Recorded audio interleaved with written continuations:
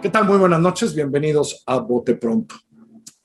Últimamente ha salido a la luz, yo he estado escribiendo un par de cosas, y tengo que decirlo antes de empezar, de este ejercicio que fundamentalmente me parece un gran ejercicio democrático, que es la consulta popular para ciertas decisiones, pero que de alguna manera en el país se ha convertido en esta cosa muy rara, en donde como la pregunta que propuso el presidente y después el legislativo no fue la que aprobó la Suprema Corte de Justicia y la Suprema Corte puso otra pregunta enfrente de nosotros, pareciera haber una confusión y pareciera que vayamos a tener el 1 de agosto dos preguntas, cuando solo hay una. Y esa es la verdad.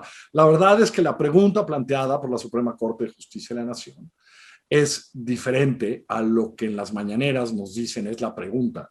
Y entonces lo que creo que sucedió y sucedió muy bien es que un grupo de organizaciones encabezadas por la Comisión Mexicana, por la Comisión Mexicana por Derechos, ¿no? Por Defensa de los Derechos Humanos, que encabeza mi invitada de hoy, Graciela Rodríguez Manso. Hola, Graciela, ¿cómo estás?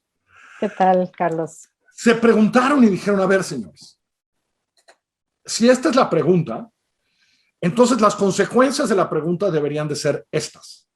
Así es. ¿Voy bien o voy mal? A ver, cuéntame, ¿cómo la ves tú? Vas bien. En efecto, Carlos, totalmente de acuerdo con lo que mencionas. Antes que todo, muchísimas gracias por la invitación. Un saludo a ti y a tu auditorio.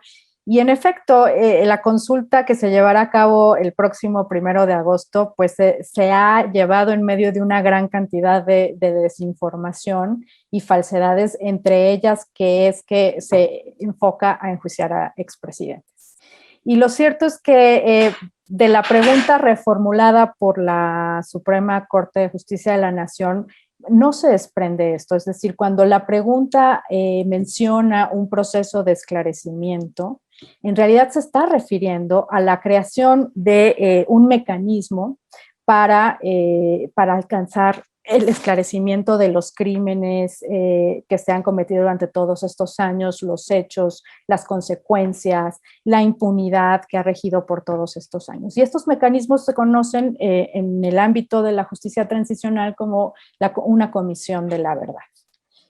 Y es por eso que un conjunto de organizaciones y un movimiento de víctimas, como es la Comisión Mexicana de Defensa y Promoción de los Derechos Humanos, Justicia Transicional MX, Elementa DH y el Movimiento por la Paz con Justicia y Dignidad, hemos decidido lanzar la campaña La Verdad tras la Consulta.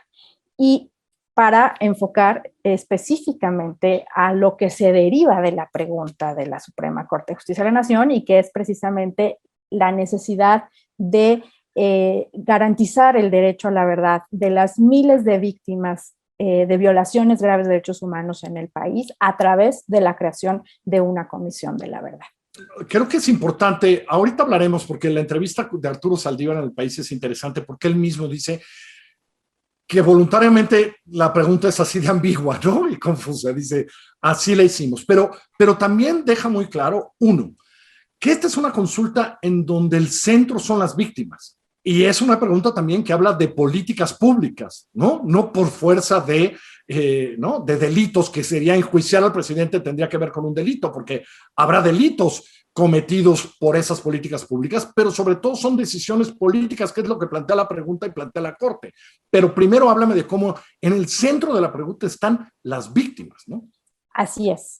Las víctimas y su derecho de acceso a la verdad. Y que no solamente corresponde a las miles de víctimas de desapariciones forzadas, de tortura, de ejecuciones extrajudiciales, ahora también de desplazamiento interno forzado, sino que es un derecho que corresponde a la sociedad en general. Todas y todos tenemos el derecho a saber quiénes han sido las y los responsables, a saber cuáles son las consecuencias de estos impactos que han tenido las violaciones graves de derechos humanos. Y todo esto se conjuga en un derecho que es el derecho a la verdad. Y a través de la instalación de una comisión de la verdad, realmente se está creando como el punto de partida para acceder a otros derechos, como es el acceso a la justicia, que las miles de víctimas de violaciones graves de derechos humanos accedan a la justicia, pero que también puedan acceder a una reparación integral por todos los daños que se les han causado de las que han sido víctimas y también a recordar a saber qué fue lo que pasó, quiénes son las y los responsables, y no olvidar, ¿no? O no olvidar lo que pasó y los abusos de los que las víctimas han sido. Para evitar la no repetición. Y creo que es importante, Graciela, que nos recuerdes cómo en muchos de los países o en los países donde ha habido estas comisiones de la verdad después de periodos terribles, la de la verdad es una discusión y hay otra discusión que tiene que ver con la justicia, pero dejar muy claro cómo en otras partes del mundo son dos discusiones totalmente diferentes y hoy lo que plantea la pregunta es la de la verdad, ¿no?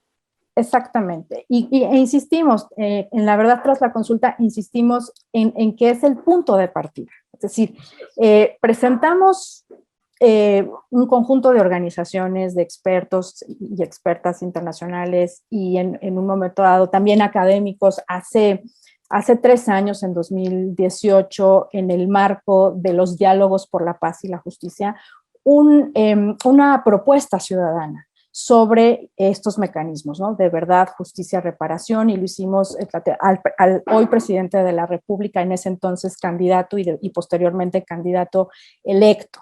Todo esto en los meses de transición, además, hubo estas mesas, ahí estaba la futura secretaria de Gobernación, el futuro secretario de Seguridad Pública, el presidente fue una, ¿no? Exactamente, y entonces esta propuesta comienza con la creación de una comisión de la verdad, que por supuesto tiene que tener las garantías de independencia y autonomía, que sí tiene que ser financiada por el Estado, en principio. O sea, necesita el Estado, y por eso tiene que estar legitimada, no solamente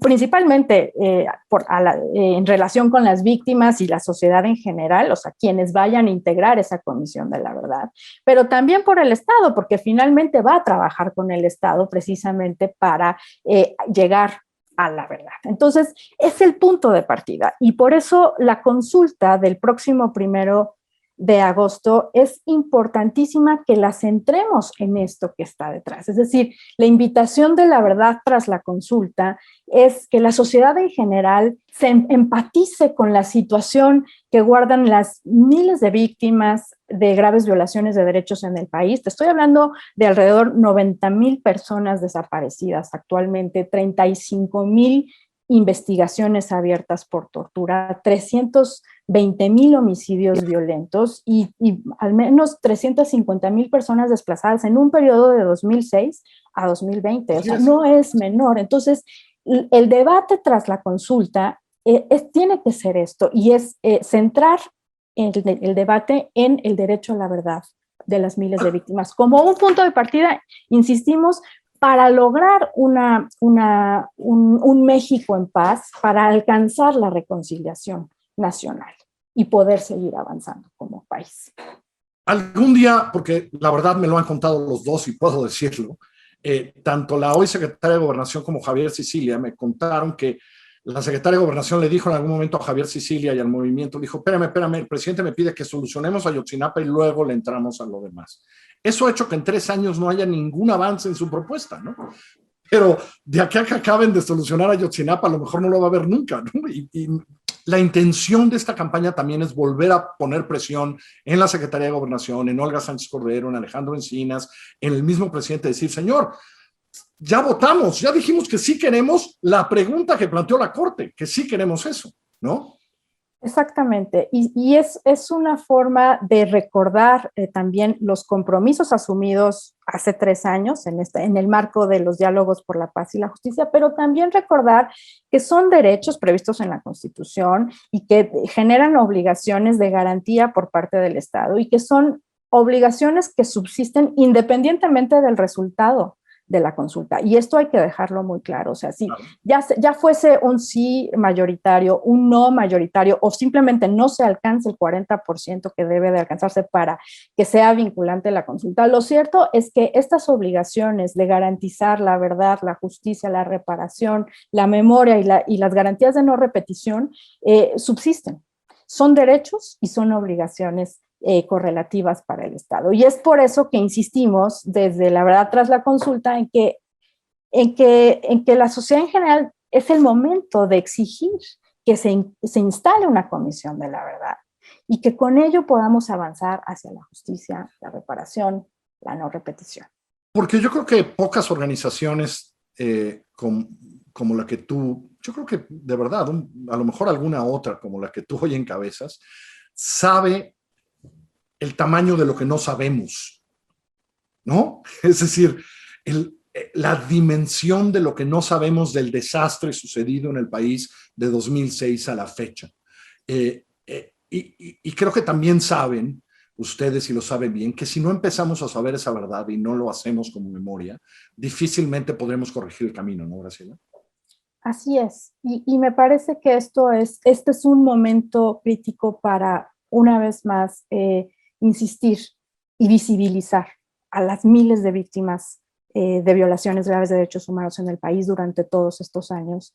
Y es importante empatizar con la situación que están enfrentando. Por eso, la verdad, tras la consulta, lo que busca es que se una la sociedad en general a la exigencia del esclarecimiento de todo lo que ha sucedido durante todos estos años y que pues nos tiene en un contexto de violencia y de impunidad sin precedentes. Si nosotros no conocemos lo que pasó, si nosotros no esclarecemos estas violaciones graves de derechos humanos, si no dignificamos a las víctimas, si no determinamos las responsabilidades, muy difícilmente vamos a poder avanzar hacia la construcción de paz que tanto este país necesita.